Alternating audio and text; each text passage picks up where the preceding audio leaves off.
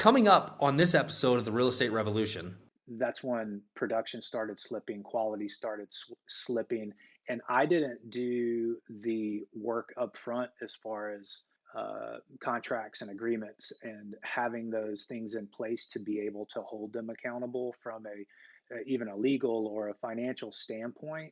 So I really didn't have any teeth when it came to, hey, I paid you for this, but it was only done halfway, or you're a month past over busting the timeline, and I don't really have a good way to hold you accountable other than not giving you more work. This episode is so full of great questions and great strategies. You are not going to want to miss this. Make sure you listen till the end. Welcome back to another episode of Limitless Real Estate Podcast. I'm Steve Valentine, and this is where we focus on wealth, real estate, life, and legacy. And today I've got a newer investor to the Phoenix market. Well, not new, Sam Thurmond. And he's originally from Georgia. He's got a lot of experience in notes and flipping homes and rental properties. And so now he's got some questions just regarding how do I really break into the Phoenix market and where to start and what it looks like. So we've been jamming a little bit off air. So Sam, thanks for joining me and being willing to do this, because I think that your story and some of the things you're going to share are going to help other people, that have some of the same questions and concerns, as they're going into new markets, yep. Right? So this is really one of those things like, this can apply to any market that you're relocating to or whatnot. So pay attention and let's dive in. Thanks for joining me, Sam. Yeah, thanks for having me, Steve. I really like the format that you have going here, and just having folks on to ask you questions. I think that's awesome. Yeah, and by the way, that's a bananas whiteboard in the background. It looks like the way the inside of my head looks like all the time. I was thinking that it kind of looks like just like a backdrop to make it look like I'm like the mad scientist, but that is literally like my task list for this week. So.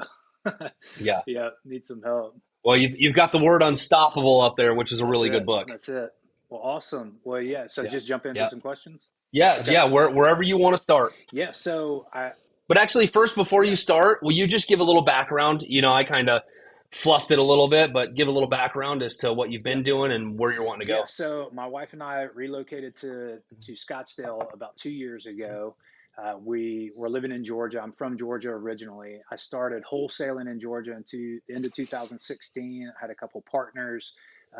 We went through the wholesaling part of the business, flipping rental properties, buying subject to owner finance, creating notes, and did that for about 5 or 6 years together with these two other partners. And then at the beginning of 2022, we started trying to divest and untangle that business that we had built over those 5 years. And we're just now kind of getting to the end of that, which if anybody's in a partnership, I would definitely recommend starting with the end in mind. So you're not trying to figure that out at the end of the game, kind of like we did. We heard somebody like me saying this when we started, but you kind of wish you would have. But at any rate, we got to the point where it just didn't make sense. The partnership kind of ran its course. We all were comfortable to do our own thing. And if you can do it by yourself, then you don't necessarily need partners to do it with you in a lot of cases. But sorry, go ahead. Yeah, let's touch on that just for a second, because I think that's really a big piece that a lot of people go into business thinking they need a partner. And the reality is when you start a business, you're better off, okay, I can be a business on my own, but if I need to partner maybe on a specific project or something of that nature, then you can bring somebody in where, once that project's done, it's gone. But, I've always been one where the businesses that my wife and I own and things like that, they've always been specifically, we own them. If we want to get a partner on something specific, great. But the partnership, what it does is it actually restricts your ability to pivot in different markets, right? Because you're worried about what the other partner's doing, the income that's coming in, everybody's bitching about something. And sometimes, obviously, some partnerships work really well. But I think, if I'm in this business or you're starting this business, I would think, just like Sam said, right? You got to think about divorce in mind, right? So what is the worst case scenario? What happens to all of this? and how do we navigate through the end in mind when we start? Because when we start, it's like, you know, when we were kids and we're building a treehouse, it's all fun and games until something gets broken or somebody Right. gets hurt, and then, you know, everybody's Yeah. demons come out. Yeah, that's exactly right. And I started it with two of my best friends, and uh, we're still friends, but it took a toll on the relationship, certainly. Yep. But Yep. you're exactly Yeah. right in that my approach moving forward is I will definitely partner on deals, but there's no reason to for Mm-hmm. me to be married to someone across other than my wife when it comes to business. Yep. Yep. Yep. On everything that comes across my desk. It's much better to say, hey, if Yep. it makes sense to partner on this deal, let's partner on this deal. But that's kind of the extent Yep. to it. So Yep. there's once that's done, you Yeah, got to move that's on. that's great Yeah, advice.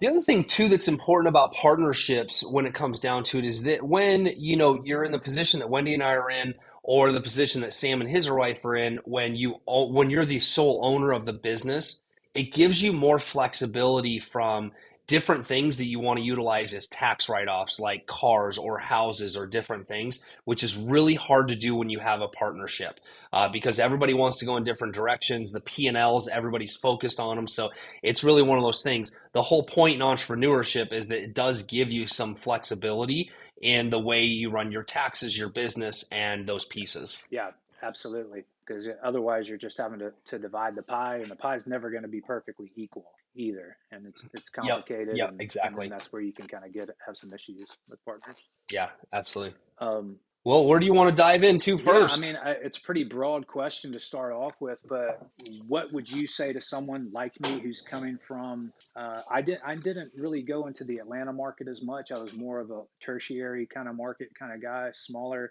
Started in Athens, Georgia, and Okay. then went to Greenville, South Carolina, which is turning into a really strong market, popular market there between Atlanta and Charlotte. But still, it's not an Atlanta, it's not a Phoenix, it's not one of these highly saturated markets. What to you are the keys for someone who is coming in as an outsider in a highly competitive market? What are the relationships that I need? What do I need to watch out for? Those sorts of. Okay. One question that I think is very interesing on the wholesaling side. Did you ever get a real estate I did not. license? Okay, so you still don't have a real Right. estate license. Correct. Okay. So one of the things that I think from a standpoint that a lot of wholesalers miss, you know, in this piece of advice, and this is probably the first thing that I would do, is they're like, somebody has told them, don't get a real estate license because it's going to add liability. Right. So they just stay away from it. But the reality is that if you don't have to get a real estate license to go show people homes and those types of things. You could if you wanted to, but if you looked at what a real estate license really provides in any market, it's giving you access to the MLS, right? Which is where you can get a lot of research and data, right? That's the best data points possible. Um, it's also giving you the opportunity to say, hey, I'm an investor with a real estate license, or somebody's inviting you into their home to talk about selling it, right? So we have the legitimate way to advertise for those types of things. And so I think where some people like really focus on that liability piece is that sometimes I think some wholesalers, not all wholesalers, they operate in a very gray area where they're not always truthful. In fact, I had one this week that I was going to look at a house from a wholesaler. He's like, make sure you tell the seller you're a contractor doing a bid for him. I'm like, why do I have to tell him? So he doesn't know you're Right. wholesaling it? I'm like, so you're operating in a shady character way. And again, it's not all people, but I think that I've learned over the years how to tie my real estate license into wholesaling, into flipping, into rentals, and it gives me um, a very well-rounded business model when it comes down to it. And I've never done wholesaling. I've wholesaled a few things to some people that I know, but I'm always the Right. closer. Like we always find money and we close on the deals. So I would really consider, if you're in this market, get a real estate license, right? It's easy. It's 90 hours of school. Get a license, hang it with a brokerage. It's not going to charge you much. Here's the other opportunity that might be missed on the wholesale side. If you talk to your neighbor, Sam, and he's like, yeah, I'm thinking about selling my house, but it's a train wreck. I inherited it. And You give him a number and he's like, yeah, that number's not going to really work. I'm just going to go put it on the Mm-hmm. market. What did you lose, right? You lost an opportunity to create income on the real estate side in one of two ways. If you don't want to do the retail side of it, why aren't you partnering with somebody like myself who are like, hey, dude, I can't buy this house for this, but I can refer it to you as a listing because I've talked you up and I have this relationship. And now you're making $3, $4, $5,000 on the referral fee without having to touch Yep. it, right? Which sometimes is almost as much as we make on wholesale Right. deals, right? For all the work that Yep. we do. Yep. So I think that's one thing that I would really Okay. consider. Yeah, absolutely. It's funny. It came up with my wife and I last night of, hey, should you get your license? Should I get my license? And you're exactly right. I think the recommendation early on was don't worry about getting your license, or there's not a lot of benefit to getting your license. So it was something that I just kind of pushed off. But now looking back over time, Right. I really see no, it definitely wouldn't have limited me in any way up until this point, but there are definitely opportunities that were missed because I didn't have my license. Or, I mean, shoot, I could have Right. listed all my Right. own properties, all my own flips over this time. Right. Yeah. Right. So that's one thing, right? So you get a little bit more control over it. So here's the other question I would have on that from your side is that when you were wholesaling in Atlanta and some of these other areas, or when you were doing virtual wholesaling, how many seller no's did you get that you potentially could have converted to a referral fee, Oh yeah, tons. Probably a right? CRM full of them. Way Tons, more right? than the yeses. Sure. Yeah, certainly. So they just become dead. If I only have one way to do this for a seller, that's the only way I can get Mm-hmm. paid. But if I have multiple options for them, how do you appeal better to them by giving them those Right. options? And that's how I run my real estate business now is, when I go into somebody that wants to sell, I go through and I show them like, hey, have you thought about keeping it as a rental? Have you thought about selling it? Do you want to sell it as is? Do you want to repair to put it on the market? So now they've opened up that I'm kind of the one stop to give them every opportunity that they want, and then they get to pick their own Okay. adventure. So is that something, are you taking those listings and you're listing them yourself, or are you referring them into your Mm-hmm. broker? Okay. Nope. Yep. I'm taking them. So a lot of times when I meet with a seller, I will go through, we go through the option of, okay, do you want to keep it as a rental? Right. No. Okay, here's your three options, right? And the funny thing is that it doesn't matter what condition the house is. We've all seen the online buyers over Mm-hmm. time, right? They've created a convenience Mm-hmm. model. So if we don't offer the convenience model, then they're never going to know it until they call somebody else. So I always give my sellers, based on the conversation, three options and based on the condition of the property. Sometimes the houses are really nice and it's kind of like, hey, we can sell it on the open market for this, or you could sell it as is for this with no closing cost commissions, those types of things, and make it Okay. convenient. Which would you prefer? And what's amazing is when you give that option, some sellers are like, hey, you know what? I inherited the house. This is a great windfall. I don't want to mess with this stuff. I'll take that offer, right? Or, I've got three siblings involved. One of them really needs money, so we really need to do what's right for the family and get the maximum amount of money by putting it on the Mm-hmm. market. So either way, we're winning and we're creating a win-win strategy for everybody Right. involved. Okay. So you just have a lot more options, and you have control of those options as opposed to passing them on to somebody else. Yeah. Correct. Correct. Correct. And So, so are you, um, in that process, are you doing any, well, let me ask this question first, because it's never been very clear to me. Why would someone recommend to not have a license? Like, what is the exposure that you're opening yourself up to if you are an investor, a wholesaler, whatever, and you're an agent? because here's my opinion, and this is where you get from the broker traditional side of the real estate business. And it's the misconception of what the fiduciary responsibility is of the Mm-hmm. agent, right? So if I'm an agent, I go into a house and I buy that house. Some agents, which I used to fight with this one broker all the time about the conversation. If I go in there and the seller is, let's say they're behind on their payments and they really just want to go, and I give them the greatest price that solves their need right now, that is my fiduciary Okay. responsibility. Okay. It doesn't require me to get the maximum dollar out of the property, which is where most people tend to misinterpret the fiduciary relationship. The fiduciary relationship is meant to help guide them to the very best solution and a win-win situation for what they're in. And here's the deal. There's so many variables: condition of the house, repairs that are needed. What is the family situation? What is the money situation? So unless you know all of those pieces, you truly can't give them the options as a fiduciary of, here are the best things for you. And by the way, you know, I am telling them I am an investor. I am going to take this off your plate, and my intention is to either keep it, build wealth, or make money on it. I'm not sure what that's going to Right. look like because I could also lose money on it, right? I lost a lot of money on different houses last year that the sellers got out right at the nick of time, and I took it Yep. in the pants, Yep. right?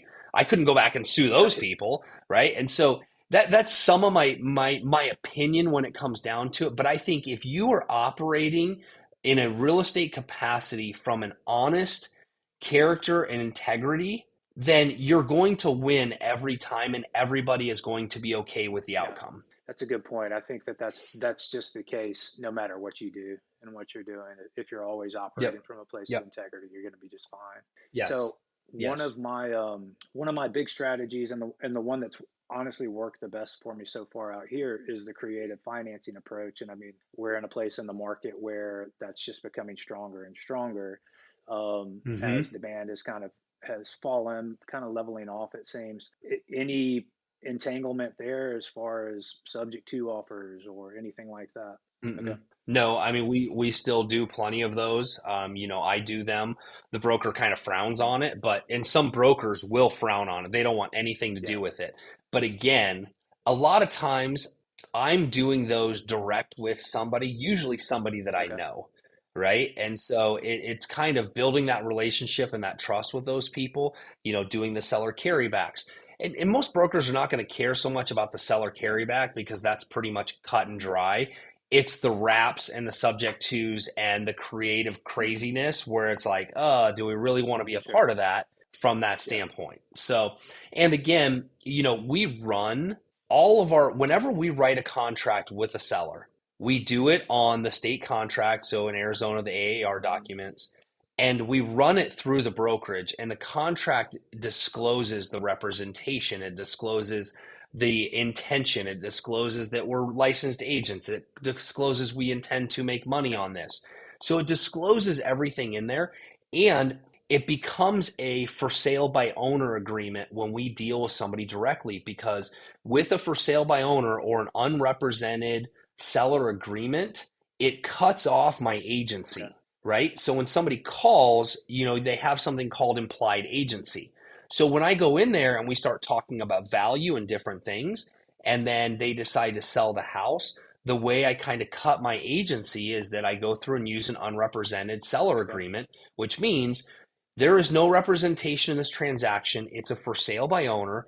I'm still writing it. It's still going to go through my brokerage.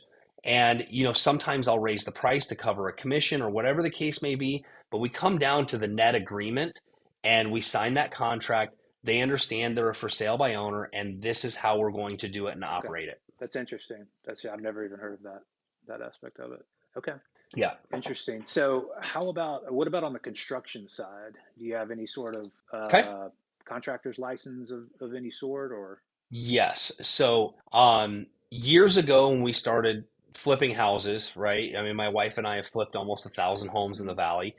We were doing it with no license. It was kind of like the owner, builder, renovator, blah, Yeah. blah, blah. Well, as my wife's reputation started to increase, she'd get calls from other real estate agents like, "Hey, are you doing this?" And then now she's not owner builder. So she's violating with not renovating with without permits, without the contractor's license, and all those things. And so we decided that it would just be smarter to really set that up as a Yeah. business. And she's really a subcontractor, right? So we talked a little bit about offline about developing relationships with Right. people. And so one of the things that has really been a benefit to the construction side of things is my wife's ability to create relationships with the Okay. vendors. And again, she has the license, she has the insurance, she's also very skilled in what she does as far as a renovation, as far as a Mhm. GC, right? And but we've worked with the same crews for 8 years. Same framers, tile guys, electrician, plumber, all those guys are the same guys. And then she's got a list of other vendors like, our granite distribution and our granite fabricators, our glass people. So we've created that list over time. And one of the things that I see in the investor world that is really, really important, these guys are family to Mhm. us. And they will bend over backwards for us if you treat your subs with respect and dignity and you take care of them. What I see, the number one mistake I see of investors is they want to beat the shit out of the contractors so they can make more Yeah. money. And we don't believe in that.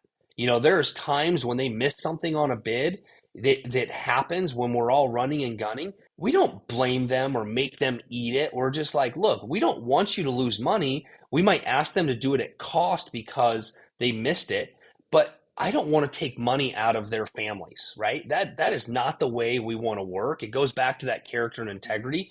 So the more we have done that with our guys, the more they will bend over backwards. We are their first priority in everything. They don't charge us for the nickel and dime stuff when something small got missed Mhm. on things. And we have parties for them once a year. We take them up north. We let them use our second home. I mean, like I said, these guys they're family to Wendy, and she treats them that way. And when I come on a job site, I love messing with them. I mean, they're freaking Oh yeah. hysterical, and we just have a great fun relationship all the way around. And guess what? Those guys don't have to go out and look for work 90% of the time because we have them so Yeah. busy. But when they are doing work for other people or they're out and about, guess what they're doing? Who do you think the first person is if something comes across that's Sure. like, yeah, I'm thinking about selling my house? They're like, hey, call this guy, right? My electrician sent me one Yeah. yesterday. And I went and looked at it today, and it's got my wheels turning. My head looks like your whiteboard for what's possible with Right. this house. So the contractors is really setting expectations, talking to somebody, and continuing to work the relationship over Mhm. time until it builds into that team Right. aspect, right? And that family Okay. aspect. What has your experience been thus far these couple of years here in Arizona? Well, I don't have a lot of experience with contractors here in Arizona. I think we were talking before we started recording was I had a really good setup back in the South with some contractors, but that was when we were able to go on site, be on site, do some QC ourselves. Whereas the longer that Mm-hmm. we were away or doing everything virtually, that's when production started slipping, quality started slipping, and I didn't do the work up front as far as contracts and agreements and having those things in place to be able to hold them accountable from a even a legal Mm-hmm. or a financial standpoint. So I really didn't have any teeth when it came to, hey, I paid you for this, but it was only done halfway, or you're a month Yeah. past over busting the timeline, and I don't really have a good way to hold you accountable other than not giving you more work. But when I had 5 projects going with the same guy, that gets pretty messy when you're trying to, well, she already gave him a draw on this one, and I'm already X number of dollars in on this one. So trying to hammer him on this one, Yep. it just got messy. So that's been a big challenge for me. And I think the Sure. way that it has progressed is when you're starting out, you're kind of begging for people to help you a bit. And then Yep. you get, Yep. so that's the quality of work that you're getting. And then every iteration gets a little bit better and a little bit better. As you get better at what you're doing, you start to hire better people and more organized, do better work. And you both, as you get better, the people that you work with tend to get better. So I think that I've just been going through that growing process when it comes to contractors. And now I'm to the point, kind of Sure. like you said, I would much rather pay for good work than pay for Yep. bad work that I'm going to have to pay twice on because I'm going to have to redo it. And Yeah, we learned early on a couple of things. Is one, the contracts are important, right? And we tried early on. We were like, oh, we're gonna a couple of different reasons. We're like, yeah, we're going to buy everything at Home Depot on our credit card so we can get the Right. points. And then you drop it off at the job and half of it ends up missing. And so that Mhm. didn't work. So we stopped doing that. And so we started to find contractors that could actually run their business based on draws and Okay. deposits. If you're working with contractors that are like, I want 50 or 60% up front, and then I want more, we started laying it out where the guys they get a full bid and a scope. When we ink the job, they sign their agreements and they get a 25% deposit. And then based on the work that is completed, they're able to get another deposit, which is another 25%, and then another 25%. The last 25% is held until it's Okay. done. So we just structured it to where these guys had to learn how to run their business if they wanted the amount of business we were going to do Right. with them, because we weren't going to be all of a sudden paid up on 10 jobs that weren't Hmm. complete, because that's a disaster for Right. everybody. Yeah. And sometimes it's hard because you might have a really good contractor that is good at what they do. Let's say they're a great electrician, but they can't manage their Right. money. And that's the problem with a lot of these smaller contractors. They're really good at what they do. They suck at the business side. And like, you bleed for them. You're like, dude, if you could get your business side together, you could crush this.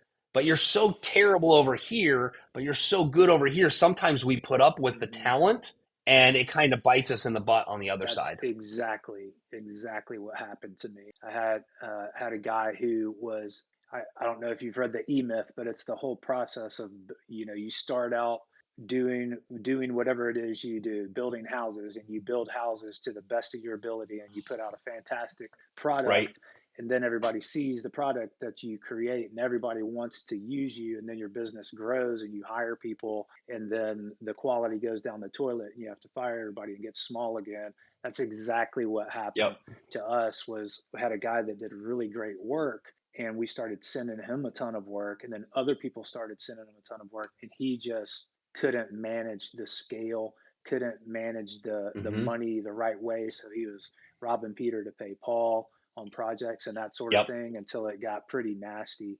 And we just had to kind of Yeah. go our separate ways. And my Yeah. problem is I tend to be loyal to a fault. Like I want to be partners in Hmm. this. I want all of us to succeed. I want to Yeah. give you the benefit of the doubt. And I didn't trust my gut and kind of break ties when I should have, until we got to a place where we were just, we were losing tons of money as a result. But Yep. expensive. Yep. I call them student loans. You're gonna pay for education one way or another. Yeah. Yeah. Yep. Yeah. Well, and I think that is the interesting piece when you look at something. It's like, it's always, the rear view mirror theory where, you're looking at a contractor and this one is going to be $10,000 less on a $100,000 renovation. But if you paid the extra $10,000, you would get somebody very reputable that could get it done and maybe done Right. faster. And yes, it's $10,000 less profit, but what did it really cost you to save that $10,000? And that's where a lot of people's mindset do not Yeah. trigger when it comes down to that. They're only looking at the $10,000. And then all of a sudden, like you said, they're 2 months late, right? How much money is that in hard money utilities? What if it was last year in 2022 and 2 months late meant you missed multiple offers? How much money did Oh yeah. that cost you? So that is like, you have to really think that through as to what is really the cost of having a good contractor at the end of the day, because it's also a cost in time and Yeah. energy, right? If you're constantly having to micromanage and go check up on something and wonder when the hell something's going to get done, how much time is that costing you from not finding another deal or those Right. types of Yeah. things? The opportunity cost is astronomical. I mean, and the Yeah, lost sleep and the and the everything, just the mental right. space that it's taken. Half of these are just problems that I'm trying Yeah, to fix versus moving forward and finding new opportunities. So yeah, I'm right. definitely of the mindset now where I want the right partners. I want the people that are going to do it right the first time, that I can trust, that I can build with, and pay them accordingly, because it's worth it. Yeah. So what? And the last thing I would Yeah. say that is that the last thing that I would say on that is that we're really fortunate, but because my wife obviously is the general contractor, but it is a separate business. She runs her own business, all those things. She has her costs, her P&Ls. It's run as a separate business. So I always look at it as I'm the investor, and I always am. I'm the one buying the house. I'm the one doing the numbers. And then when I meet with Wendy, the boss lady Red Contracting, we go through the design. She gives me a full bid. I approve it. I fund it. But I don't have to go back after our initial thing to go check the property to see when things are done. And that's the kind of contractor that you're looking for. And I do, which is really interesting. Some people are like, oh yeah, you're not paying a contractor. Well, I am because my wife charges me 25% over and above on the subs to manage that Mm, project to cover her costs and things. So I pay just like an investor does. Now, granted, the only benefit is that 25% goes back into our yeah, pocket, but we did separate it so that when you and I have a conversation, the only leg up is that I happen to be sleeping with a contractor, right? Versus most people, they're paying their contractor, and if they're doing a good job, you should be ecstatic that you have a contractor that you don't have to yeah. worry about. Yeah, that's fantastic. And here's a question for you on that, because my wife and I have tried to work together for a long time now, and it's just kind of we either miss each Hmm. other, or we weren't in the right headspace, or we weren't in the right place in our businesses, or whatever it is. But now, having gone through the partnership with, with some other guys outside of my family, and realizing that, hey, the person I need to partner with the most is my wife. That's going to be the most beneficial partnership that I can have, and getting that through my fixed goal. But it's been challenging. We have similar personalities. We bump heads. We're very stubborn, and we think things should be done a certain way. How have you guys navigated being married and working together? That's a really good question. It is definitely, we've been married 23 years at the end of March. We have gone through different iterations, and Wendy and I have very different backgrounds. So I don't know what the background is of you and your wife. Um, Wendy came from the restaurant, hotel management. She ran a couple of restaurants out here. That's how we met.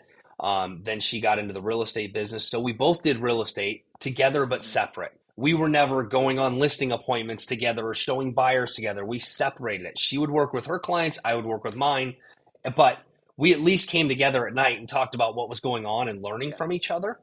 And then as time went on, I stayed in the real estate side of things, and she always did what it took to support what I was doing. So when we did all the foreclosures, she took on the accounting role because we had a couple $100,000 out in reimbursables to the banks for utilities and repairs and things. And so nobody's going to track your money better than Right. you do, right? And so she took on that role rather than me hiring somebody and having to look over it. She took it on and was a rock Mm-hmm. star with it. Because that was a way to support the business, and we found our different lanes where we were really good at our strengths. And then as time went on and we got into, the REO business started to, so she was kind of wrapping up her side, and it's kind of like, what's next? And that was when I started looking at the flipping and the investment side. And I remember the first house that we bought with a partner, she's like, yeah, I'll take this on. And I remember her like painting the fireplace and designing it and checking the colors and going, we should Yeah. do this. And she found her niche and what she really, really enjoyed. And then she has the patience of a Mm-hmm. saint. And she doesn't get mad in 23 years. She's never been pissed at me, well, except for like once or Oh, twice. But she doesn't show a lot of yeah. emotion. And she's very cool, calm, and Okay. collective. And so that's what made her really good on the contracting side and in our business. So she is like a board a backboard that I get to bounce things off and it comes back. It's like, hey, maybe you should do it Yeah. this way. And so we've really learned to step back and help each other in our respective spaces and figure out the strengths and weaknesses that really make sense in order to work Yeah. together. And we've also learned that, hey, during the day, like I will tell you that there are times when I call her and I'm like, hey, we are not having a husband wife conversation. We're having a contractor investor Mm-hmm. relation conversation, and I'm really Yeah. pissed off. So you need to separate the personal side and understand where I'm coming from so that we can Okay. resolve this, right? So that is important to understand. Does that answer some of your Yeah, question? absolutely. I think my takeaways are clear lanes. Where can you maximize your strength? Where can she maximize her strength? Figuring out what that is, so you're both running in your lane and moving things forward, Yep. and then being able to separate personal from business. when the time is when Yeah. those times come. Because Yep. um, Yeah. yeah, The ultimate goal is to separate the lanes, but then, it's kind of like, here's the example. You guys are both walking on the same hmm street, but on opposite sides on the hmm sidewalk. And at the end of the day, you want to come right, together, when it comes down to all that, and it kind of makes sense from that yeah, standpoint. But I think it's also like, you look at what are the things that your wife loves to do? What are her strengths? Like Wendy, when she started like enjoying the design hmm process, she got really good. And then some of her superpowers became like how to convert a floor plan inside the mm, walls without tearing it okay, down. And she started seeing things that other people couldn't yeah, see. And I'm like, wow, that's amazing. Cool. You found your superpower and I want to support yeah, that. And then it's turned into, the general contracting piece where she does part of my stuff, but then she also is being referred on a regular mm, basis to some pretty massive renovations right now because she's built a name yeah. for herself in that That's space. very cool. So it's something that she owns and she is proud Yeah. of. Yeah, and I can see my wife heading in a very similar direction. She's aesthetically, she is on point. She really knows design. She knows branding and marketing. She's a musician, but her on the other side, she's done a lot of branding and marketing. Started a marketing business. So I think her design aesthetic, both for home design as well as branding and social media, all that sort of thing, she could really or will really run with that side of the house. And I'm more of the deal analyzer, number cruncher, kind of does Sure. this make sense? Does it not make sense? And I think she gets frustrated with me because it's, you gotta look at 100 deals before you find one that starts to make sense. And she wants to go, and we need to meet somewhere in the middle. Um, but I think we're gaining that momentum right now. Now that we're at least focusing on, hey, this is what we're going to make work. This is the partnership that's gonna Right. really benefit us in Yeah. the long run. So we're Yeah. excited about it. And I think some of that too, though, on the deal analyzing, the advice I would give there is that, how in detail are you going at it with her saying, hey, these are the deals, here's why they don't Yeah. make sense, right? Because, yeah, we could blow and go, but this also is a lot of hmm risk. And if we lose money, we don't want to lose Right. money, right? So understanding that, hey, we're not doing something unless there's a minimum of $50,000 Yep. profit in it because it becomes a cost of lost hmm opportunity. If we're spread out so thin and the most amazing deal comes up and we can't capture it, all these little deals that we tried to blow and Right. go rather than being patient become problematic and they become cost of lost Yep. opportunity at the end Yeah, of the day. exactly. And she's understanding that more and more. I mean, she knows way more than most people do, just having been around for the last 5, 6 years. But we really, we get on the whiteboard. I teach her how to analyze deals. So she had, I mean, she doesn't.